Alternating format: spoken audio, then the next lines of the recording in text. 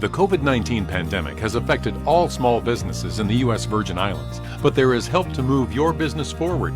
The Virgin Islands Small Business Development Center is available to assist entrepreneurs and small businesses. The VI SBDC is the territory's #1 resource for small businesses and is sustained by the University of the Virgin Islands and the U.S. Small Business Administration.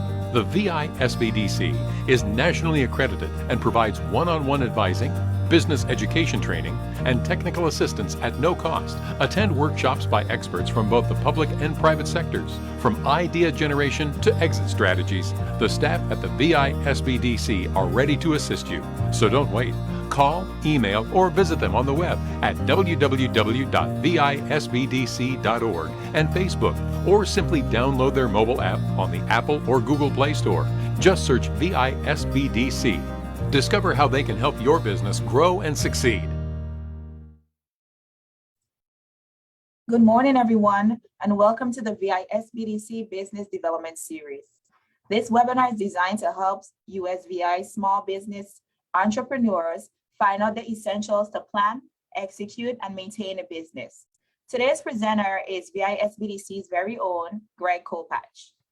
Greg Kopatch is an accomplished entrepreneur and currently a business advisor with the Virgin Islands Small Business Development Center in St. Croix, providing emerging and existing small businesses with high-quality professional counseling and training. After graduation from the Citadel in 1979, Greg spent the next 8 years as an Army officer aviator in Central America and Asia in strategic planning, crisis management, and critical thinking.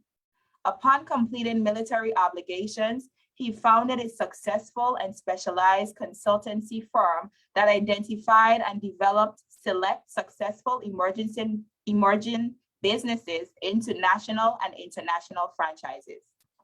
Greg also has a 17-year relationship with the SBA as a SCORE counselor.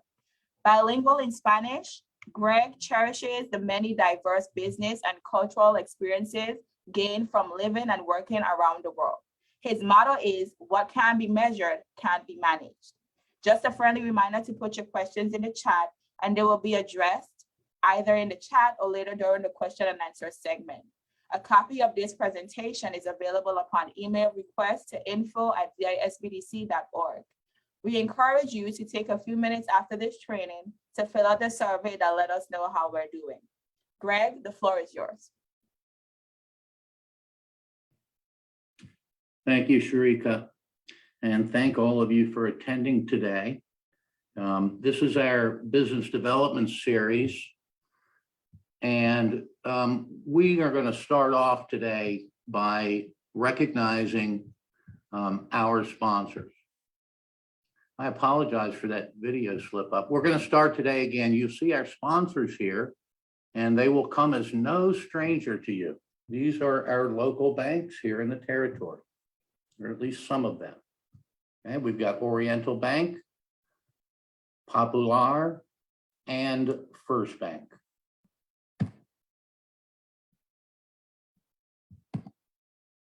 Okay, so today we're going to cover in the next hour or so, starting a business in the Virgin Islands. Okay, that's the topic. I'm your presenter. I've been here about coming up on 4 years now. I'm based in the St. Croix Center, and no stranger to consulting in natural disasters. However, we were all thrown for a loop with COVID. It's something that none of us have planned for, and it's all new to us. So we all at least have that same common denominator. So what do we do at the SBDC? Well, we've been around the territory now for, oh my goodness, 36, 37 years. And we support small business. That's our mission in life. We work with existing small businesses and aspiring entrepreneurs. We also work with not-for-profit agencies. And by the way, that's somewhat of a change during COVID. Everybody had to change their business a little bit to accommodate the COVID threat. So we have, expanded our services to nonprofits. Our advising and our consulting services are all done at no cost. Okay. We have already been paid for our services. So our core business being those one-on-one engagements, that is done at no fee. Okay. We also put on a series of training and education webinars. And boy, you may have seen our red, white, and blue ads all over the territory. Okay. This is one of those. This is one of our series. This is our business development series. So what does the SBDC, where and when can we help? Well, we can help in all stages of business. Okay. Again, we're getting ready to start a business. So let's think of this startup in stages. Okay. So regardless of where everyone is right now with their plan, we're in the thinking stage. Okay. We're planning we're asking a lot of questions. We're answering the questions. At some point, we're going to launch that concept into a real business. And we better have planned thoroughly before the launch. And even with the last 2 years of COVID, it becomes even more critical to think. As a matter of fact, this whole webinar today is centered around 10 questions. These are the main 10 questions that we must ask and answer if we are going to launch a business and develop it and grow it. Okay. And we're going to get to those. We're going to get to all those questions. So what else do we do at the Virgin Islands Small Business Development Center? We do anything that has to do with business. We help plan businesses. Okay. And there's a zillion types of ways to plan a business. Okay. Lots of different types of business plans. I apologize for that misspelling in the next line there. Financial analysis, it should read. We day in and day out, we look at financial statements. We are no stranger to financial statements. And not only basic financial statements for startups, but we're used to seeing, a little bit more complex type financial statements and analyses as well. We're no stranger to that. Marketing, key, very, very key point in the whole business. This is where we introduce our business to our customers and the public. Once again, of course, after we've identified exactly who those customers and what segment of the public we are marketing our business to, i.e., we have to define the customer. And by the way, now with COVID, we have to deliver where that customer is. Okay, it's no longer adequate, particularly when we have been through 5 extended mandated government shutdowns. We have to plan and execute and run and manage our businesses differently.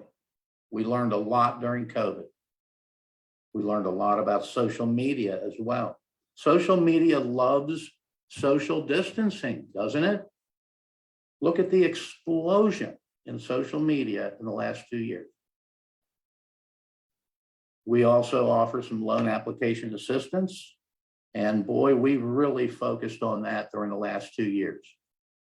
The new entrepreneurs out there, you may be familiar with the economic injury disaster loans, restaurant revitalization funds, paycheck protection plans, shuttered venue operator grants, economic injury disaster loans. all those federal assistance programs as a result of COVID, boy, the majority of the folks who submitted applications, we were a very integral part of those SBA programs. A very, very integral part. And down the road a little bit in the slides, I'm going to show you a little bit of the impact that we actually made during COVID here in the territory. Okay, here is some, this looks to be 5 or 6 year cumulative results here of our impact.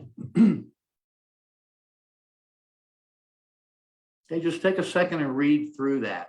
By the way, we, in executing our mission here at the SBDC, we look at some very specific things and measure them. You see, our whole mission in life is to provide relevant advising and consulting and training and education that makes a quantifiable contribution to the economy. And we do that specifically in a couple different ways. We look at the number of businesses that have started. We look at the number of jobs that have been created or retained. We look at the amount of capital that is infused into the economy. Okay, and from all different sources as well, whether that be a federal program, a personal loan, a personal investment. Okay, we measure all of those things because we think that those are the things that help us have a much more vibrant small business economy here. Okay, we're surrounded by water. We have less than 100, a lot less than 100,000 people now in the territory.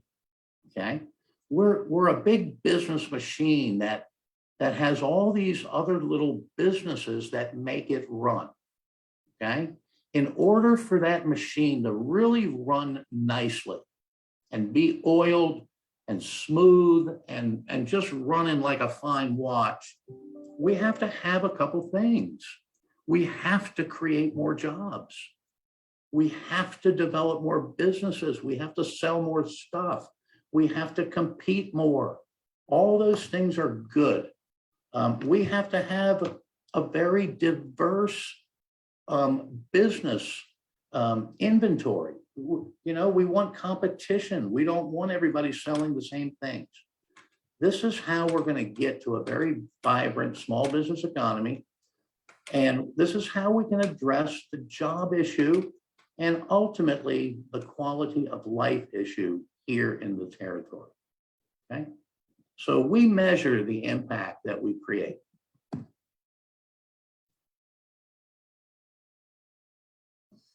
Starting a business in the VI is, you know, at the 40,000 foot level, you're solving a problem. We're solving a problem when we go into business. Okay, that could be a product that we design. It could be a service that we put a little twist on and create a demand for.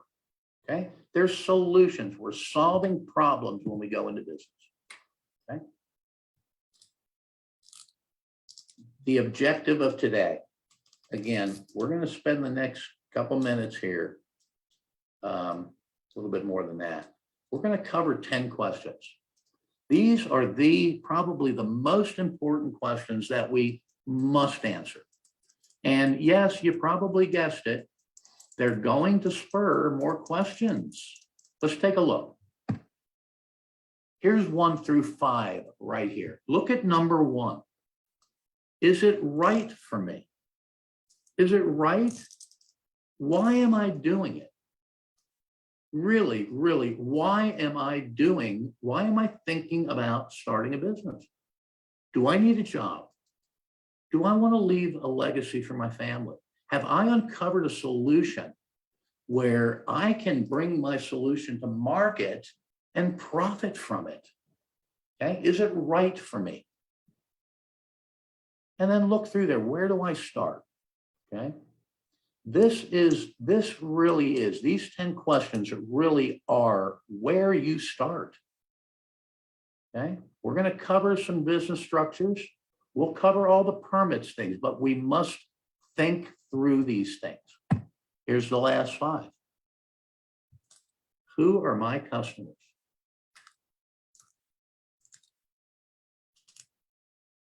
Why do I need a plan? Okay. How do I fund it? We're going to talk about all of these things. Okay. We're going to talk about all these questions. And where can I go for help? Okay, so let's look at this first question. Is it right for me?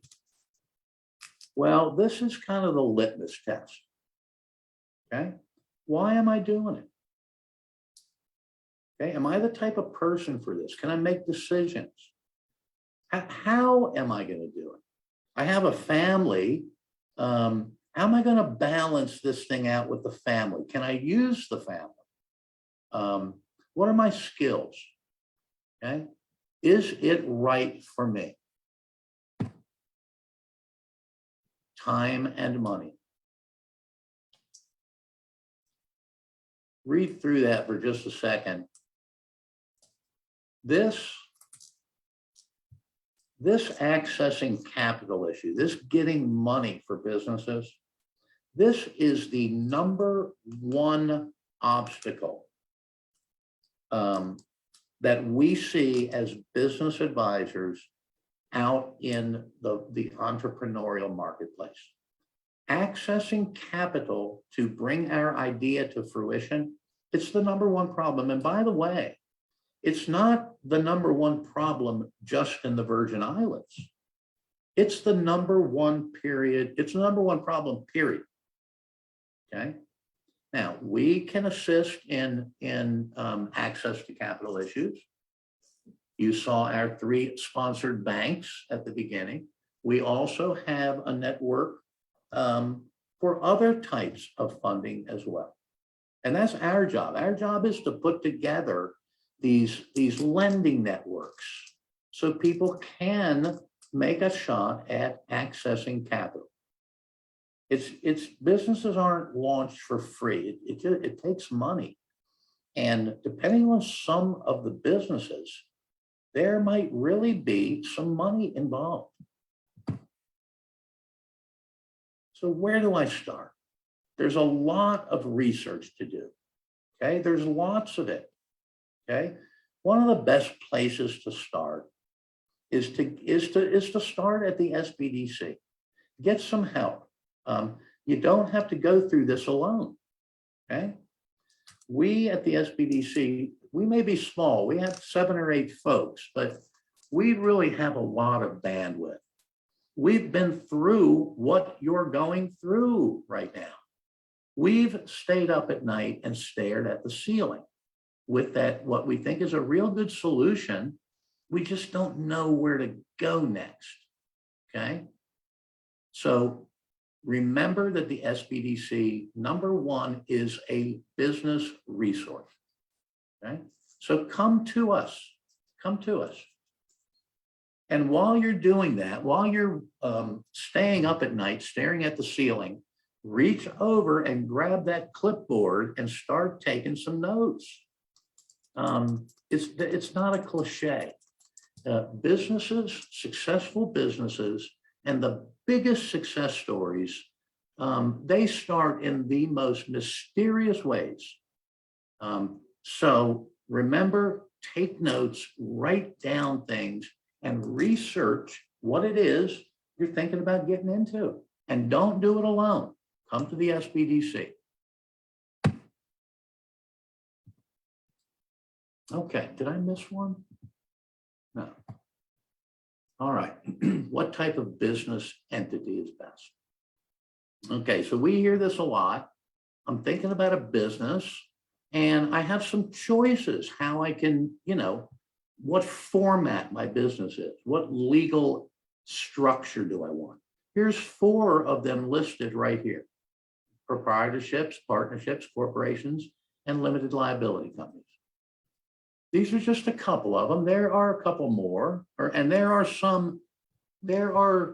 within each of those, like that corporation, there's different types of corporations. Okay. And we're just gonna brush up against them today in this webinar.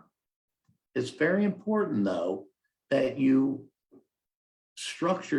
tailor the business to what it is, what the concept of the operation is. Okay. So about this legal structure, there's a couple main things that we want to look at when we're evaluating all the different types. Okay. Look, I'm going to start down here in the bottom right, tax requirements. Okay. Every type of entity, the corporation, the sole proprietorship, they're all taxed differently. Okay, they all have different IRS rules that says, okay, you're an LLC. Okay, this is the way that LLCs do their taxes in the US. Okay, and some of these, particularly with like a limited liability company, they say, okay, you have a limited liability company. This is how you're going to be taxed. Now, I say that with a little footnote because under all the different types of entities, they're all taxed differently. Okay, every entity has a different tax application. Every entity has a different liability concern. Look at the upper right. Okay, and there's some fees involved and some financing involved, okay, that affect the type of entity that you structure. Okay, so when we evaluate entities, we're looking at how the main areas are how we're taxed, what our liabilities are, okay, and then there's the financing and the cost end, okay. But the other factor in determining which entity is how is the entity owned, the ownership of it, okay? The ownership, taxes, and liability. So let's look at the sole proprietor for a second, okay? This is an individual, okay? So two people cannot start a sole proprietorship. There's the ownership issue right there, okay? If you're one person, okay, you now have a sole proprietorship as an option to you to form, okay? It's not really a legal entity. And it also, look over there on the bottom right where we saw liability. You have unlimited liability as a sole proprietorship. Okay. Whereas in corporations and LLCs, there is some liability afforded. Okay. Sole proprietorship is a lot of businesses start out as a sole proprietorship. Okay, it's just one person. They track all their business expenses. Comes tax time, they just fill out one of these Schedule Cs. They do all their P&Ls in-house. Okay, a lot of businesses start as a sole proprietorship, and then some develop into other different types of entities. Partnership. So conversely, if we have one person owning the company, we will never form a partnership. Okay, this is between two or more people. Okay. Little easier to set up. Okay. It gives equal liability to the partners. Okay, and partners share control in the business. Corporation. Corporation's a little bit more formal, if you will, as far as forming an entity. There's articles of incorporation that need to be filed. A corporation is a different entity than the business of a sole proprietor. Okay, it's a totally separate legal entity. A corporations, taxed differently. And a corporation does afford you some liability. Okay, it does afford you some liability. Look up there in that pros column, upper right, unlimited life. When you form a corporation, you formed it for life until you amend it or dissolve it. Okay? And there's several types of corporations, and we've heard of them. There's a C Corp, there's an S Corp, there's now a B Corp. So the IRS is changing all these tax entity structure laws all the time. And by the way, speaking of taxes, a lot of tax laws were changed during COVID to benefit consumers and business owners. So think about that when you do your taxes, when you prepare your 2021 taxes, ask the questions to your accountant. Am I getting the full benefit of all the tax law changes? Because there were many. LLC. This is a very common entity formation. Okay, again, you create it by filing these articles. This is an online procedure. It started out being a little cumbersome. We still have some challenges with it, but the system works. Okay, the system works. Go ahead and read through there. Read through those cons. Every state has different laws regarding limited liability companies. Okay.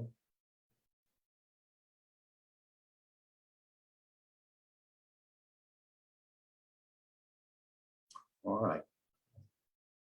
By the way, as we get towards the end, make a little note if you have any questions on these entities.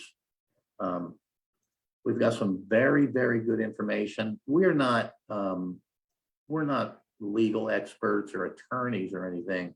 And ultimately, you'll want to have a conversation, but we can provide you with a lot of good fundamental information to get you to ask the right questions and to get you a little bit smarter so that when you overlay your business on top of all of these options, it'll become a little bit clearer to you, okay, which one fits based on your concept of the operation. All right, what permits and or licenses do I need? Well, you know, we don't just go into business and start selling our stuff or providing a service, okay? We have to register businesses and we have to license them. And that's pretty true for all states and territories, okay? We here in the territory have the government agency, Licensing and Consumer Affairs, where that registration and licensing takes place. Okay? Again, it's an online procedure. Okay? And there are many. There are some basic permits and licenses, but think about it. If your business gets into things like the medical industry, where you're doing some very complex type things, you can imagine that there will be some different certifications and licenses needed, okay? A little bit different than just a retail store or a convenience store or gas station or, you know, a upholstery shop or a shoe repair shop, okay? And the government agency, DLCA, has the list of all the permits and the procedures required to execute that business under that particular license or permit. That is under the Lieutenant Governor office. Okay, who are my customers? Ladies and gentlemen, please. This question is absolutely paramount. Okay? It's paramount to the point where we would say these are what's important is not going out there and getting that business license. Okay. What's important is going through a sequence of planning. Okay. And by the way, if I forget, remind me at the end of the end of the webinar. We've got some really nifty checklists and information sheets for every stage of business that will definitely save you some time. Okay. As we talk about the marketing portion of this, boy, you can't get more critical than this. And by the way, if you're out there looking to be funded, if you need money to develop your business, this is where the lender, the venture capitalist, the friend, they're going to ask you and make sure that you know who your customers are in this business. Okay. And I mean, by definition, how do you reach them? How do you get to them? How do you keep them? How do we keep a customer? And not only how do we keep them, but how do we keep them and gain more and keep them? Okay, we have to be crafty. If there's one thing that COVID taught us, is that we can't do the same things that we've been doing. Okay, because a lot of people have caught on to this stuff, and a lot of people are trying a lot of the same things. We have to deliver where the customer is. Okay, and boy, that's one thing we truly learned during COVID. So we have to change our business. We have to know where the customer is if we are to go out there and find those folks and exchange our product or service for money. Okay. Here are the 6 elements of marketing. Cannot underscore the marketing section of planning a business. Arguably, when businesses grow and it's time to develop and look for funding, the lenders are going to look at that marketing section of the business plan with a microscope. They want you to know exactly who your customers are, how many of them are out there, how you plan to get to them, knowing that you're going to have some competition along the way. That's how we build these businesses. Okay. There's a lot of good resources to answer these questions here. There's a lot of good data out there as well. Okay. How do I market? How will I present to these folks once I've identified who they are? Think about these questions. There's a way. We turn that one on the drive into work every day. And again, social media and online marketing.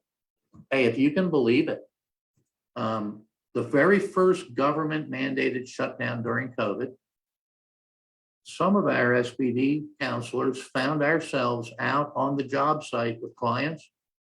They were putting their entire store on eBay that afternoon. Okay. A really, really tough lesson learned, but a very valuable lesson. Okay. We don't know what's going to happen with COVID. We know that we're slowly trying to transition to a new normal. Okay.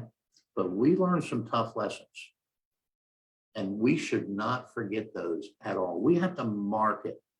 We have to create demand for our products and services.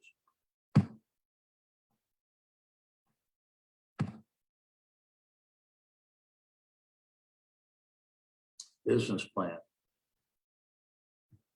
A lot of people get crazy when they hear this word business plan.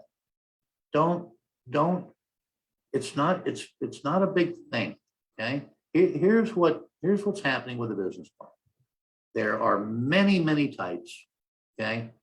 Each plan is different. If you're trying to bring in a new partner, then you know what? Your plan is going to be a little different. It's going to be different than the one that you go to the bank for because you need new equipment to automate your juice making operation.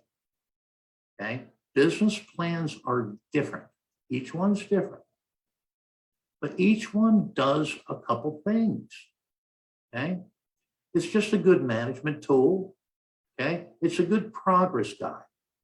Okay, you're going to write in the plan some things that you hope to accomplish out there in the future. They're in writing.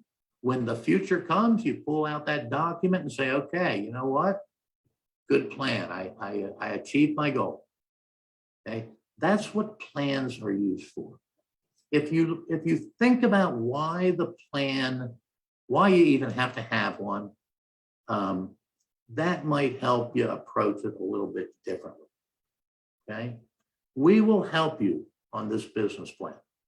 Okay, we will help you. It's not a big deal, but we have to do it together because we don't know your business. We don't know what type of equipment you need to now automate putting a label on your bottle. It's been done manually. Okay, but we will assist. We will assist in locating equipment. We can help you evaluate data on all these different types of machines. We can help you plan that, just like we can help plan a startup. Don't try to do it alone. Okay? There's lots and lots of assistance out there, but you have to have a plan. You have to have a plan. How detailed should it be? Again, it depends. It depends what you're trying to do. If it's going to a bank, you know what? We need to put our thinking caps on because they like to ask some smart questions of us. And we like to anticipate those questions, and we can. And the last thing we want is to hand a business plan to a bank and have that banker say, well, why did you project 20% increase in sales next year? What do you base that on? Okay, well, we're smart enough to know that before we send that plan to the bank, we're going to put a little footnote on page 9 that says, I got this data from the Bureau of Economic Research, and it states that revenues are projected to go up 22%, and we were being a little conservative. We only used 20% in our B&B sales projections. What is your next question, Mr. and Mrs. Banker? Okay, it's all about anticipating what the bank's going to ask and understanding that the bank sees this a little differently than you and I. We see these ideas as opportunities to contribute to the economy, to make ourselves a living. The bank doesn't necessarily see it like that, or at least they don't get as excited as we do, because a bank is in the business to mitigate risk. They are getting ready to write a check to us. So believe me, they want to answer all the questions and feel good about it when they do write the check. So we simply have to have answers for those questions.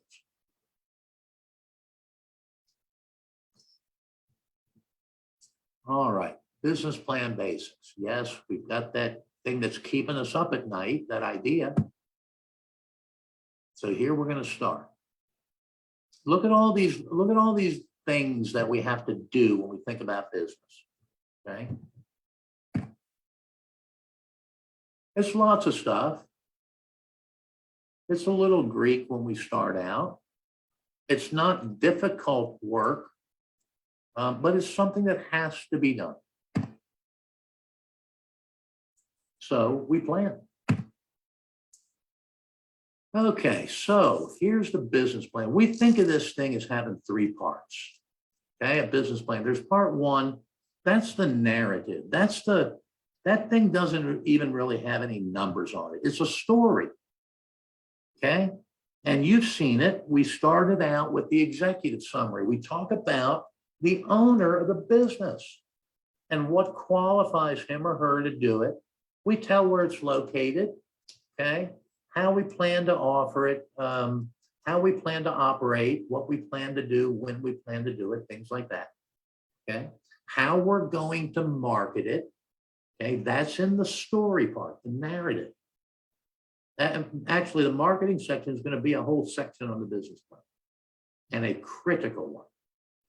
That bank wants to know that we have identified exactly who our customers are, how big the market is out there, okay, and how we're going to reach them. Okay, they're going to read about it in the story. After they read the story, they're going to go pick up part two, the numbers. And they're going to start looking at those spreadsheets and those P&Ls and those projections with all those numbers all over them, okay? And the two, they have to jive, okay? You have to be able to look at the numbers and say, oh my God, I see how this is going up. They explain that in the narrative portion, okay? Everything has to line up for a bank. It has to. That part three there, the supporting information, think of that as all the extraneous stuff that you just bolt on to the plan. It's important stuff, but it's things like, oh my goodness, it could be anything from our professional resume to the last 3 months of our bank statements, to the last 3 years of tax returns, to you name it, all the supporting business documentation that the bank needs to see so that everything lines up for them to make good on a loan request. Okay, so no one will believe your idea as much as you. Again, you know, we sit in and we engage clients, and when we hit on a good idea, it's exciting. I mean, it's exciting, okay? So we start looking in and digging around the edges and saying, what will it cost if we did this? Who's got one of these? Does anybody do this? So we just have to make sure that we cover the bases. But when we write the plan, we just have to remember that that bank may not get as excited as we do, okay? How can we fund a business? Again, this is that age-old access to capital issue. It's the toughest part of going into business, is getting the money, okay? And believe it or not, you know, there's just very few sources for startups, okay? It usually comes from savings. Shoot, I've started a business on a credit card back in the 80s when money was very expensive. But, you know, I believed in the concept. So I was willing to take the risk, okay? And by the way, that taking the risk, if you'll remember, that was question number one in why am I starting the business? There are going to be some risks here, okay? There are, and as the business grows, there are going to be risks, okay? But funding is the number one, it's the number one option. It's easier if you already are in business, okay? But even on the SBA website, it will tell you that there are no grants for startups. It's just doggone difficult, okay? Once we build a track record, once we can experience some progressive realization of goals in our business and it's growing, then, you know, money is actually a little bit more easier to come by. It's very difficult at the beginning, very difficult. Again, no grants. I I've been doing this thing a couple decades, and I'll tell you, I was personally involved in one grant that had to do with the study of fruit flies in South Carolina. And it was two scientists who applied, and lo and behold, they got a $10,000 grant to study fruit flies. Okay? Most of our ideas for startup aren't fruit flies. They're, retail establishments. We want to go out there and compete. We found a solution. So usually no grants.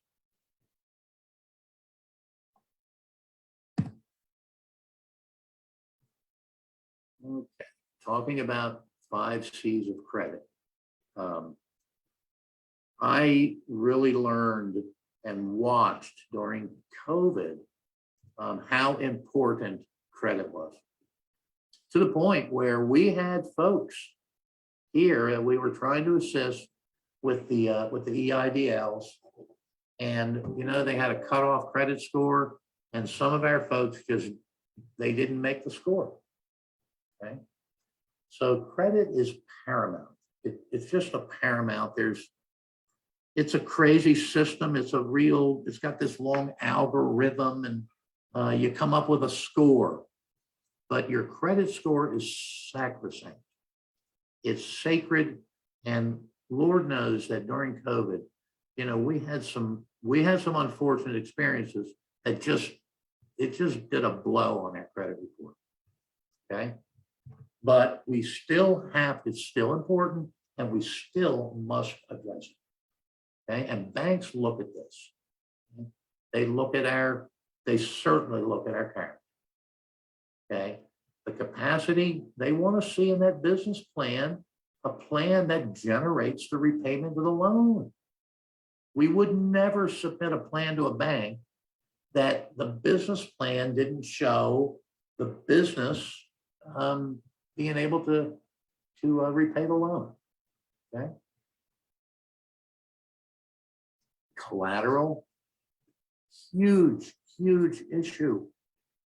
Banks want between 15 and 30% in just a down payment for business loans. Okay, it's tough. It's not easy. It's not easy. And then on the bottom there, the conditions, we have to be very explicit when we go into borrow money. The bank wants to know to the dollar what we are going to spend it on. And by the way, they want to see who we're going to buy it from, how much they're charging it, and what we're paying for shipping to get it here into the territory. And if you think about it, you would do the same thing if you were the bank. Okay. Financial records all businesses should keep.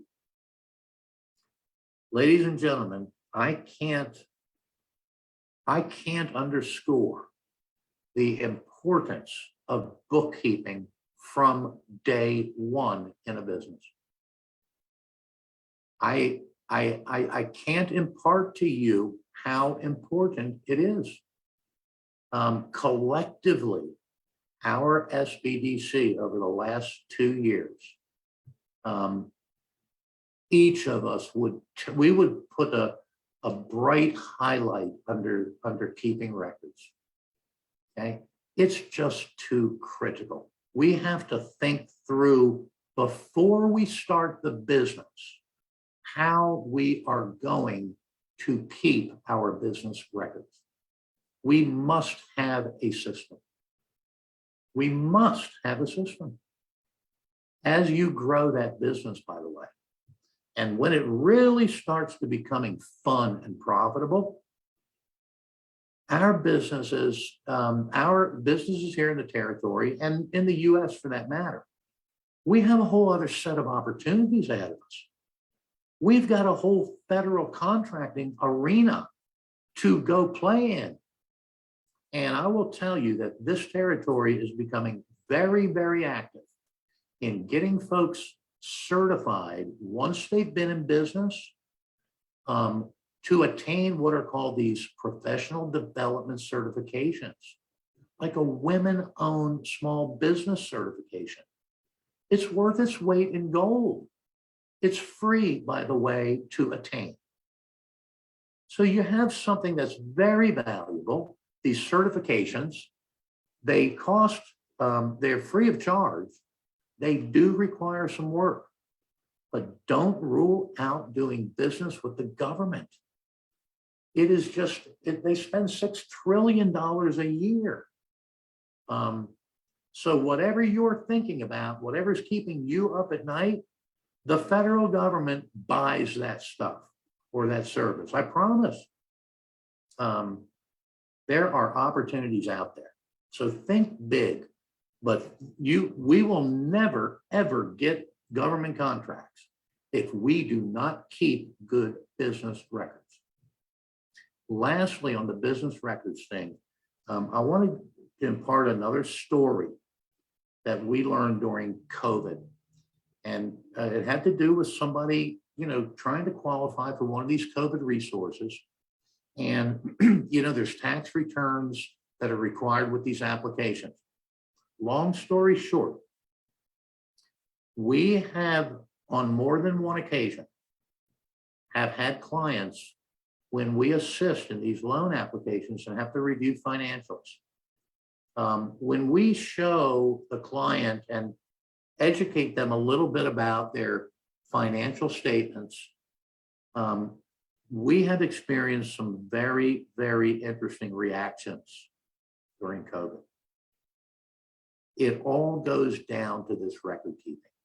We had situations where folks looked at a financial statement for the first time, and it showed as an example, let's say it showed a loan on a financial statement that the client knew nothing about.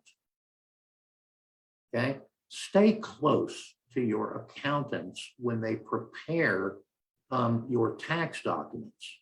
Okay, but as the owner of the business, we have to know every dollar that's coming into the business, where it's coming from, what it was exchanged for, and every dollar that's going out and what that is exchanged for, like a light bill or a payroll check. Okay, I cannot impart the importance of record keeping. Okay, so come and talk to us. And there's a lot of products out there that make record keeping simple. QuickBooks is one.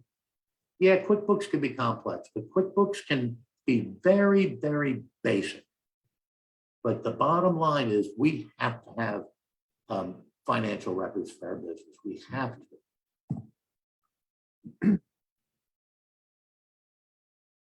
The first line there, I'm telling you, it's sad to think that over the course of 2 years, not having the records actually declined some folks from getting these disaster monies. So think about the record keeping. And software, it's cheap and it's easy, but we must keep good records. We must. Okay.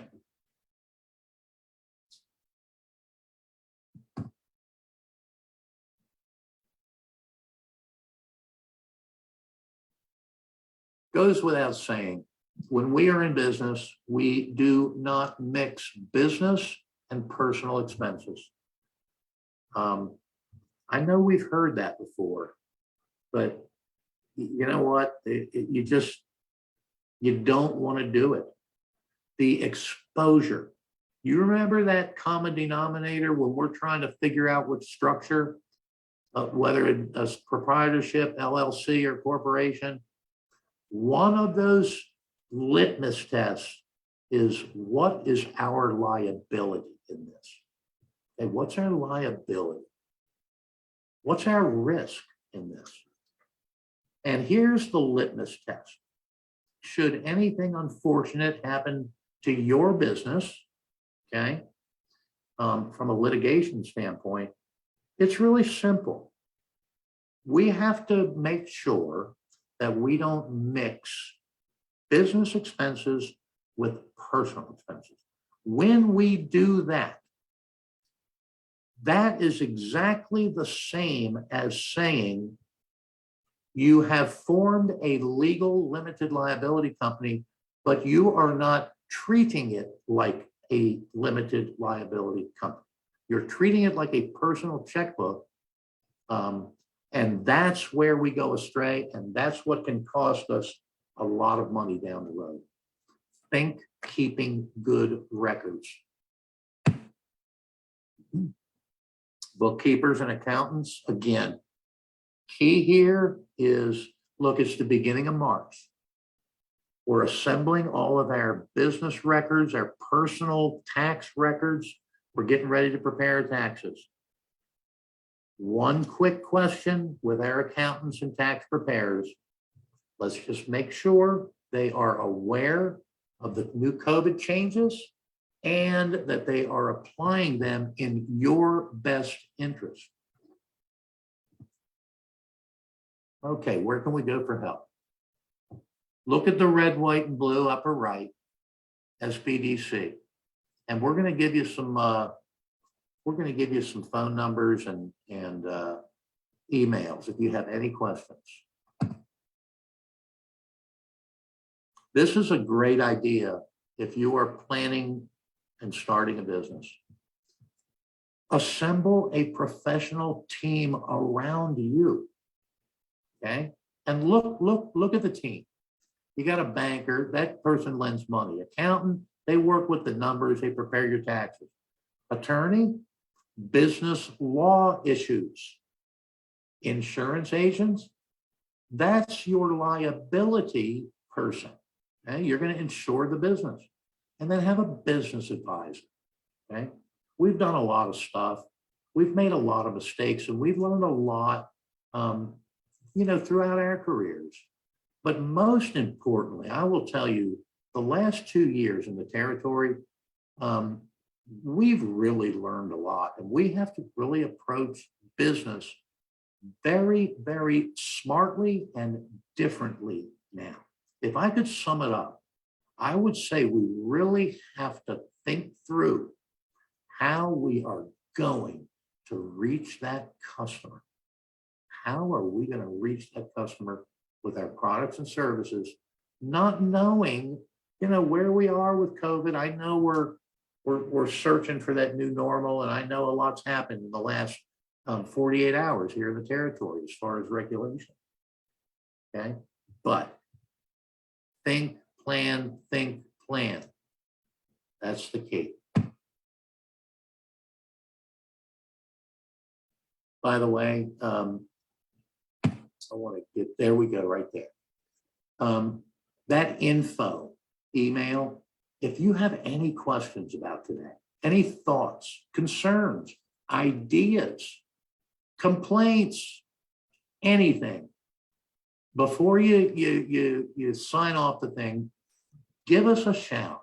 If we can help you with something, email us. There's our website there. By the way, go to our website, please. And when you sign on to our website, I want you to look at that.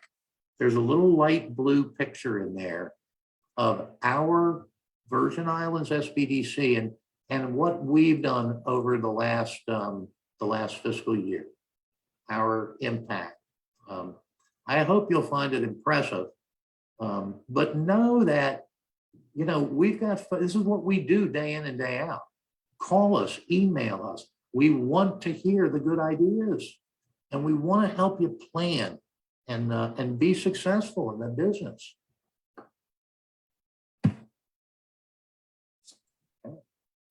Well, I think this ends our webinar today. And you know what? I went over a little bit.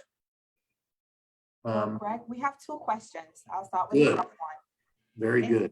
Is a nonprofit a type of corporation? It's, it's not,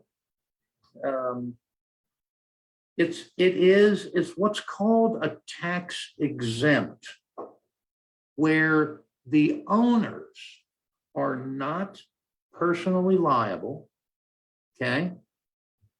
And it can be one person, it can be more than one, but it's what's called a tax exempt. There's different tax laws, there's different tax forms to fill out. There's not a real requirement like, there's not a real tax return requirement like a for-profit business, okay? It's what, it falls under tax exempt. And by the way, nonprofits, there are an array of nonprofits. Most of us have heard that term 501c3, okay? But that 501c3 refers to an IRS tax law chapter and subchapter. Bottom line though is they're corporate entities, but they're tax exempt corporate entities. I hope that answers your question.